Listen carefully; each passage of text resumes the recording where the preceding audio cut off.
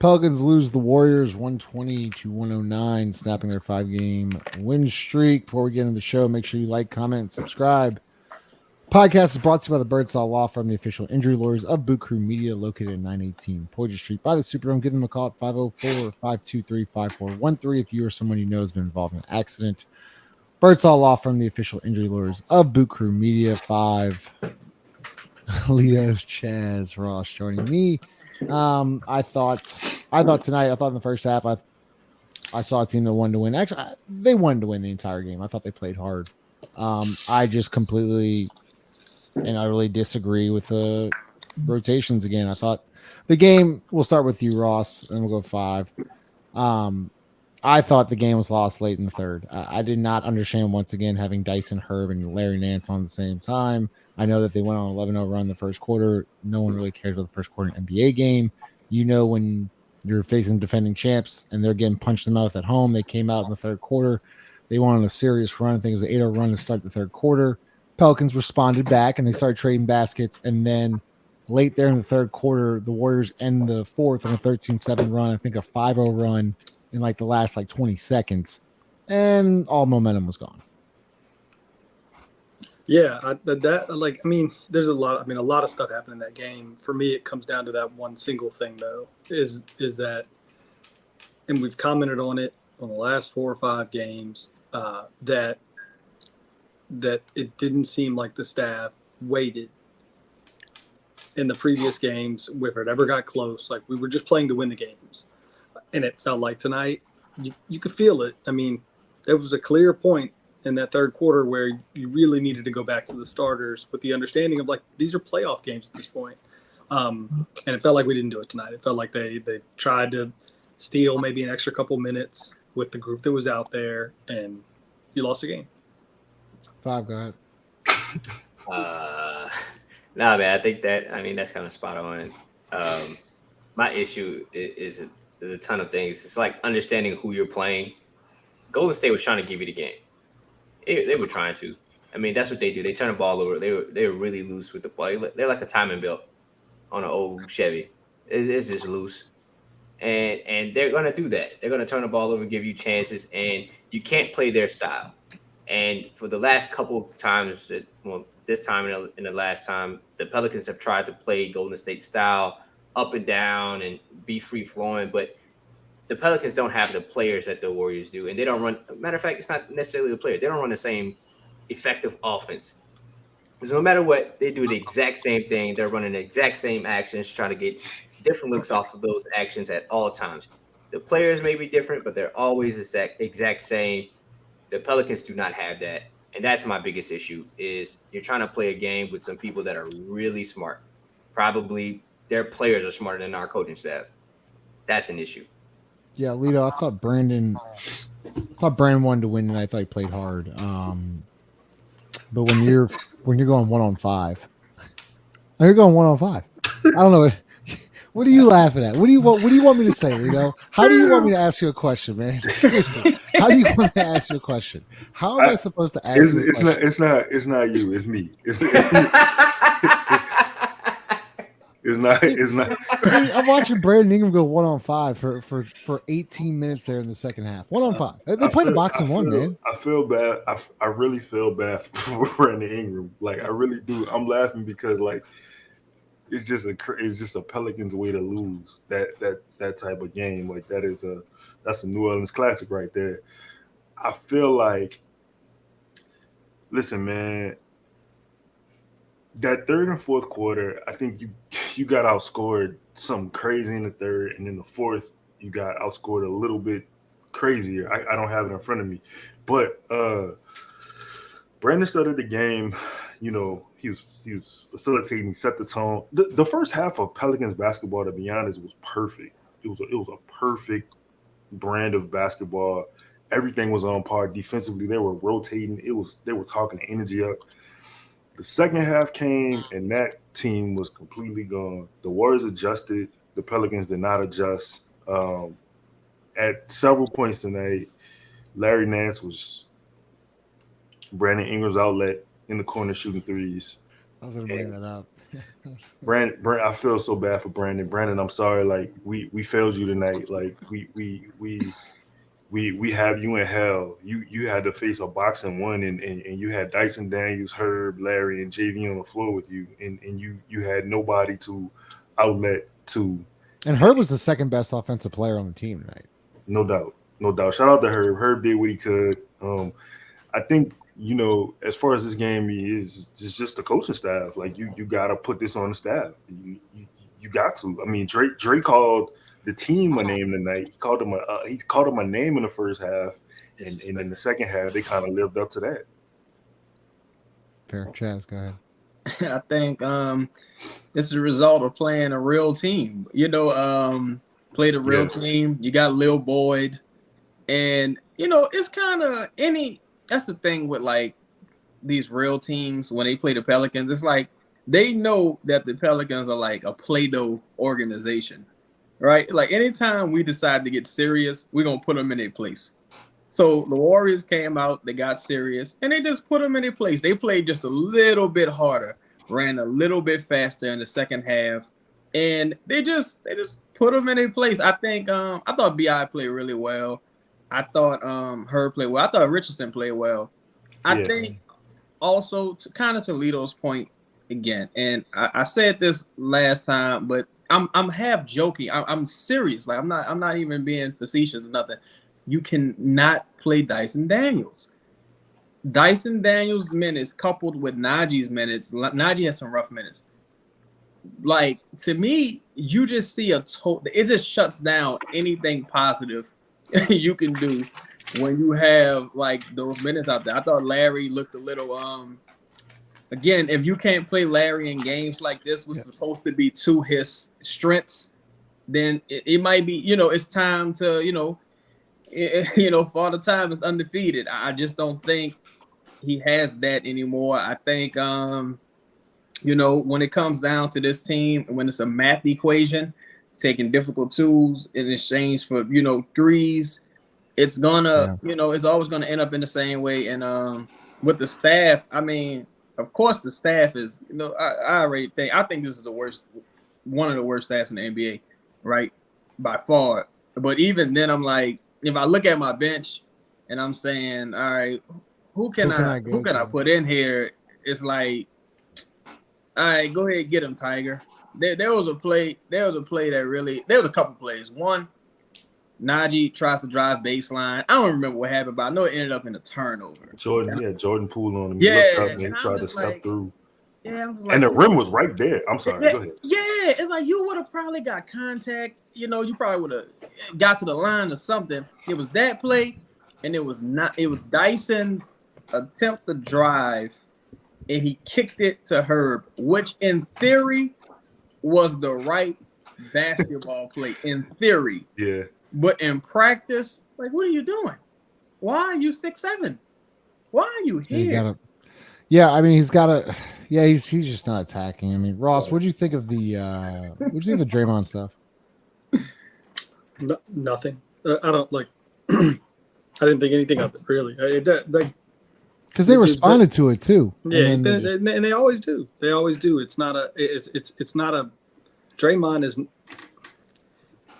It's more calculated than maybe the average person thinks. Like it's not just total reckless anger. Like he's doing some of that stuff with a purpose for his team. Yes, he's playing. He has an opponent, but a lot of that stuff is really for his team, not for you. You've got to ignore it. And to be honest with you, I thought they did a decent job. Like Herb Jones did a great job of it. I'm sure y'all have seen the video. And I thought CJ was pretty poised after that and stuff. I don't think that really made a huge difference. I think there were some basketball things that made a huge difference in this game, but I actually thought the team responded to the Draymond stuff really well. I thought they handled it. Brandon came out that first possession after, took a bad shot, and then after that, it was like I felt like we were past it. I actually thought that the Pelicans handled that well. Jared, did you think the CJ foul was? Did you think it was a smart play? What'd you think of that? Yeah, he ran through the screen. I guess he wanted to do the exact same thing that Draymond did for his team, right? I don't know. I didn't seem like it was too egregious, but it was what it was. Do you think it was a stupid play, or do you think it was maybe sending a message? What were your thoughts on that? I don't know. I probably wouldn't have done it at that point in time because it was unnecessary. I mean, unnecessary. yeah, like I don't know what you kind of gain from it. I mean, your team isn't like that. I don't think your team needed a pick me up at that point. If any pick me up, it was better play. There was a point that I wish CJ would have knocked down a three, and Jordan Poole ended up coming down and making a three, and it was a 6-point swing in the fourth quarter. I wish he would have knocked that down rather than knocking somebody else down. Right. My issue really with all of it, I mean, with Draymond, he did this the last game. That's my problem. He literally did this the last time the Pelicans played. It may have not been as boisterous as this time, but he did the exact same thing. And then they went on a crazy run, and Clay closed us out. They closed the team out. It's no different. Like, you just have to be able to, roll through the waters with him and kind of get through it. But this team isn't built like that. They're not there. Can I just say something, Justin?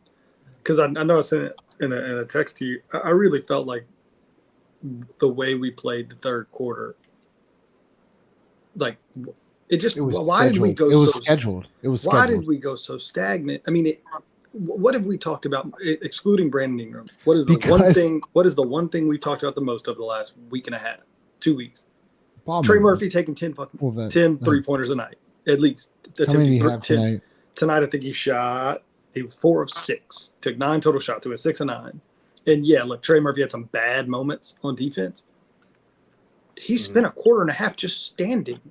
And I don't know whether that's him and getting kind of caught up in a high intensity game, or whether that's poor utilization of a guy that has become an absolute weapon on offense. I don't know where I'm not really trying to place blame. I don't think necessarily, because I don't know, but that was a poorly utilized Trey Murphy tonight in a game where I thought you got to make Steph Curry work. You can't just let him stand there while the person he's guarding stands out there. Can't do it. You make him run the baseline, run him through screens, post him up, do something. You can't let Steph Curry just stand there on defense, because what happened at the end of the third quarter? Steph Curry was fresh as shit, and he beat you. What do you think, Lito? Obviously, offense or rebounding was a huge problem there late in the third. Whose fault? Is it JV's fault? Is it the team's fault? Is it gang rebounding? What is? I mean, a lot of people right now are blaming JV, and got to trade him, got to do this, got to do that. He needs to be off the team. Once again, when you put him in situations to fail, he's out there, they're simply just stepping up, setting a ball screen for Steph Curry, and it's Jonas Valanciunas on an island with Steph Curry. What other results do you expect? What are you supposed to do? I really don't feel like this is a JV game. It's not. So then why wouldn't someone like Jackson Hayes, who we've seen be able, and once again, I know he hasn't played in 3 or 4 games, and maybe it would have been a little random, but nothing else was working. I feel like this is a game he probably could have thrived in. The teams that beat the Warriors, they beat them with layups, switchable guards, and switchable bigs, like athletic bigs, being able to switch on their guards. And you literally I don't know what you want from Jonas. The guards couldn't stay with Steph. Like, what you want Jonas to do on the perimeter? Jonas actually did play good defense on Steph a couple times. As good as he can on the perimeter. He made him pass the ball, and it was a turnover on another part. So, yeah, man, I thought this was a Jax game. I thought Billy might get some run too. Like, I could see that. I didn't really think Jonas was gonna get all the minutes that he got. I'm talking to people on Twitter about the game, and they're like, yo, y'all, you sway whatever, you tell them stick with the game plan. And I'm like, yeah, I'm saying stick with the game plan if the game plan is working.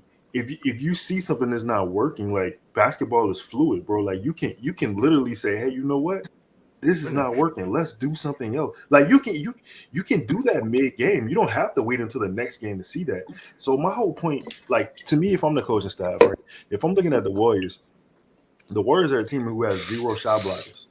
There's 0 shot blockers. Nobody in there is gonna block their shot. Nobody's gonna change it. They just go take a charge. That's all they do, right? So I just kind of got stuck on why the Pels stop attacking the rim, why they stop trying to go get layups. You know, or like at least get 2 feet in the paint, right? Something happens, some good happens.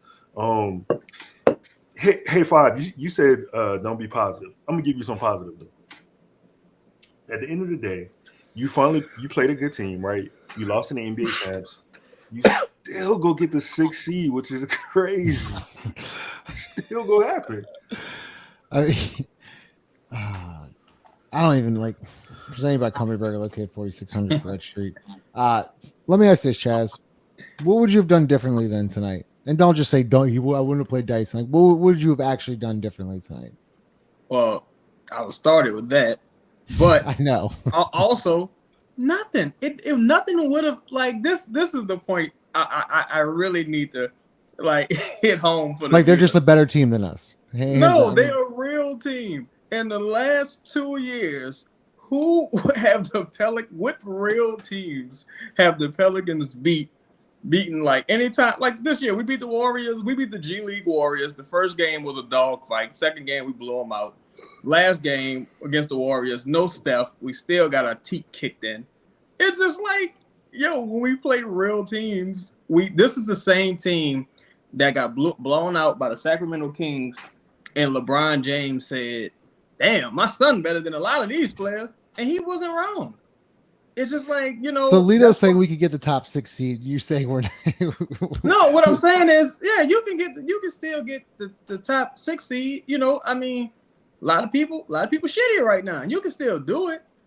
And you know, that's why everything's about context. It's all about when you got these victories, who was on the floor when you played these teams, what was happening. You know, like I think, you know, I don't think this is a bad loss. Second night for back-to-back against probably one of the top 4 dynasties of all time. Like to Five's point, it don't matter it could have been no Steph and no Clay, and I still think this, as sharp as this team is on the road with everything on the line, I think it would have been a dogfight even without those two, just because this is a professional team with an incredible staff, and the Pelicans just aren't there yet. It turns. Can I respond to that? Yep. Yo, Chaz, I disagree. I think I'm gonna say this. Up 20, dog. That's a bad loss. Like it's a bad loss. Damn, brother. It turns into a math problem, right? 5. Yeah. They go. Pelicans are 12-27 from deep. Warriors are 18 from 40, and then the free throw disparity 13 for 14 for the Pelicans, 16-22 for the Warriors. Those numbers not that off. And I'm the threes are the threes are off. What you said? 18 to 40. So 40 to 40. 27. Warriors got up 13 more threes. But you said 18 of 40, right? Made. They went 18 of 40. I mean, they made 6 more threes. Yeah. Okay, cool. I mean, and the Pelicans, what? 13 of 12 of 27. 12. All right, 6. That's 18 points. But that makes sense. I mean, the Warriors shoot a lot of threes. I mean, that's right. I think they got the top in the league, right, at shooting threes. That's not the issue. It's like the ability to understand who you are and how to beat a certain team. They're gonna get up threes. They're probably at their average in makes. Cool. How do you beat that team? Probably by getting layups, not shooting contested twos, and making open threes. That's how you beat this team. Not turning the ball over almost 20 times. That's a huge point. Like, let's not just say, okay, it's an analytical thing. No, it can't all be that. It's the way they play and their strengths, and they don't use their strengths enough to get victories. And that's why when they play a team like a Golden State, you'll see them fall short. And so Rock, God. I'm sorry, can I just add on to Five's point? I know because I heard Stan mention like the poise that the Pelicans played with. I mean, I guess it's poise if you say nobody got hit in the face, but I think they carried over a lot of bad habits from Portland. I just think Portland is a really bad. They didn't play a real team. The turnovers, like you can see the nerves were there. As soon as the pressure got turned up, like the nerves kind of start showing, the dribbling the ball off your foot, the getting ripped, you know, passing and ball into the third row. The nerves kind of like showed up a little bit with those turnovers. At one point, you had like 3 and 4 turnovers in a row. It was that close. Yeah. It was that close of the quarter. Yeah, to be clear, when I said earlier that I thought that I thought they handled the Draymond stuff in the second quarter really well. I totally agree with Chaz. When the game got turned up, middle of the third quarter, they picked up the defensive intensity. They started making baskets, and we had to start operating in the half court. And guess who solves that problem? Guess who solves that problem? Guess who solves that problem? What, you gonna tell me a dude who doesn't play? A dude who never plays? It can't be Zion. I thought you was about to say Trey Murphy. Oh, I ain't. Who you was about to say? They're not. But this team hasn't been good in the half court ever. Like, you know what I'm saying? Guys, so, like, y'all gonna tell me that Zion Williamson, if we have Zion Williamson tonight, he's not gonna. Doesn't matter. He's not here. I know it doesn't matter. I hate doing this. He's on the team. He's played 29 games. No, he was on the team for 29 games. It's all right, yeah, you can say Zion can solve, but he's not solving issues. He's just covering it up. Yeah, he's masking these. That's fair. That's a fair point. That's a fair point. Kind of like Luka. Yeah, that's a fair point. To me, like the thing is, like, again, I know you playing a better team, but I feel like there wasn't the second half. You reverted back to what you were doing prior to going on this winning streak.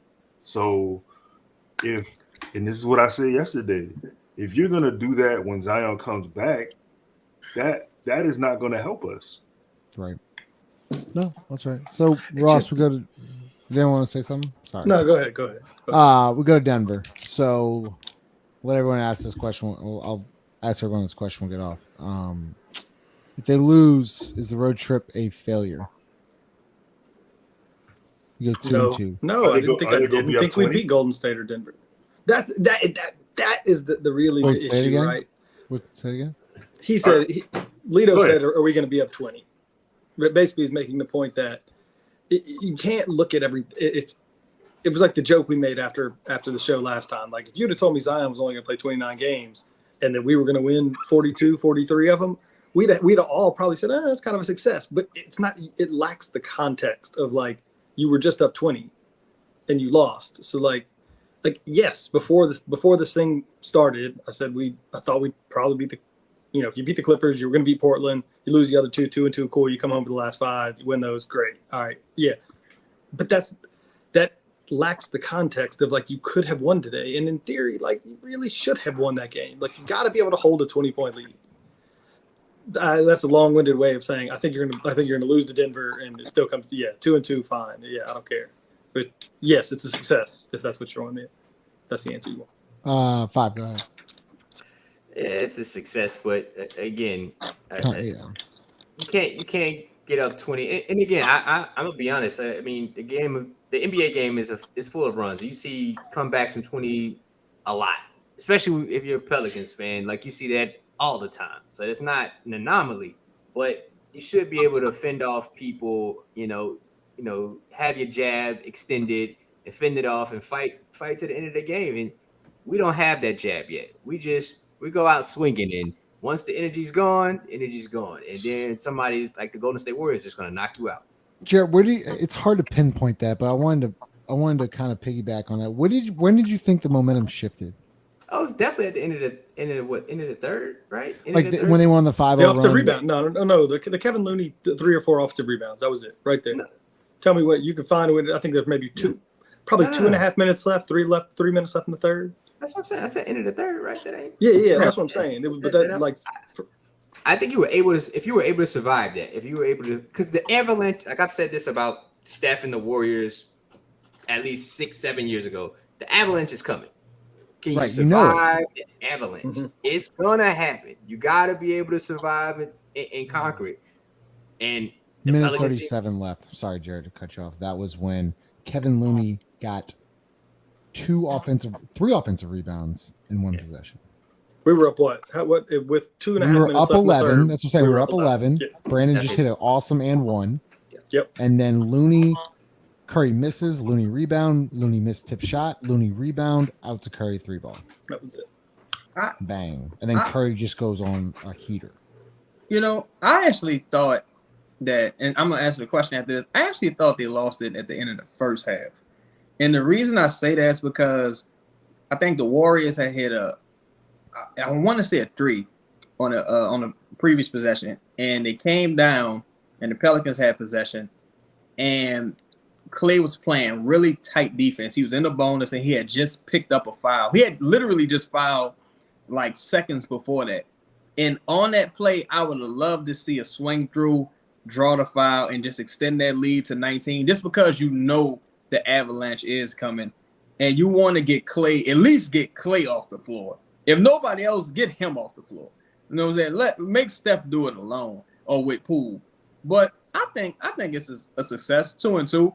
I say that. Well, we're not. We still have a chance to win. I mean, we still have a chance to win in Denver. We do play them. We do play them well. Oh yeah, and honestly, I think the Pelicans match up with Denver very well. Especially her. Yeah, especially, I really think the Pelicans have a chance to go in there and win personally. And look, I think once Paul George went down, all bets were off.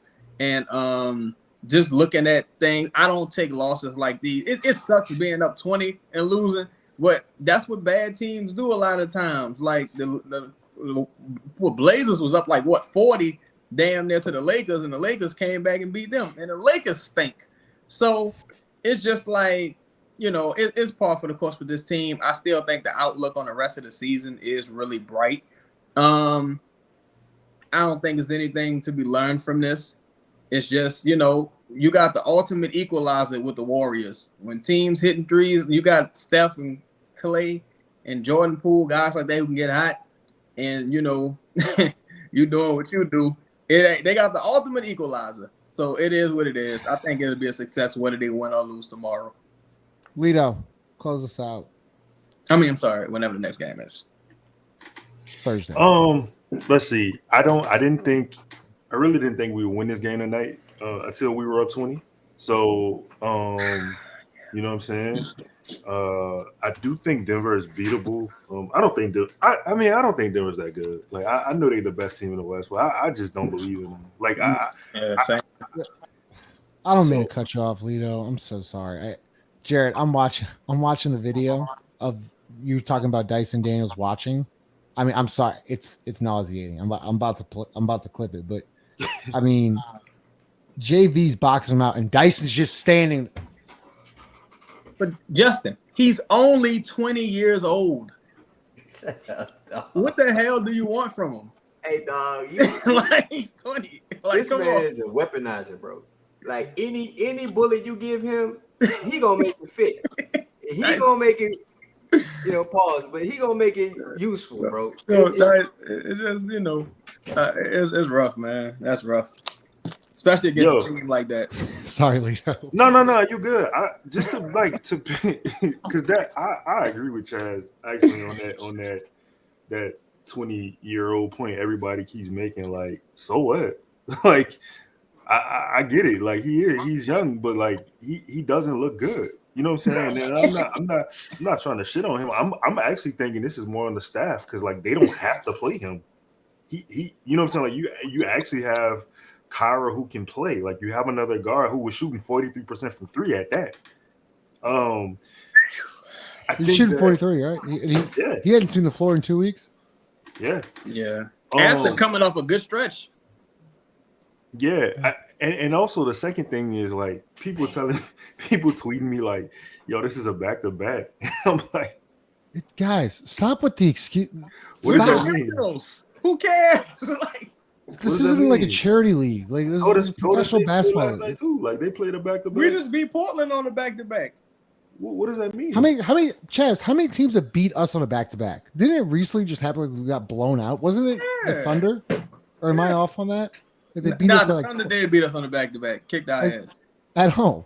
And the first 2 times we beat the Warriors, they were on back-to-backs. They didn't play anybody either. Yeah. They literally played nobody. So yeah, it's like, come on, man. This is a professional. Yeah, look, they could win in Denver. I'm not axing that. I mean, it's just a brutal loss there when you're up 20, especially.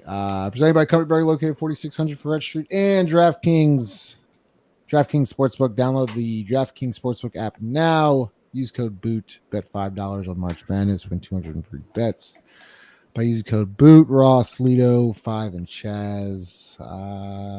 Road trip ends Thursday. Pelicans are what place now? What are they? What 8? Where? They're in 8th. 8. They were in. Had a chance to win 6th.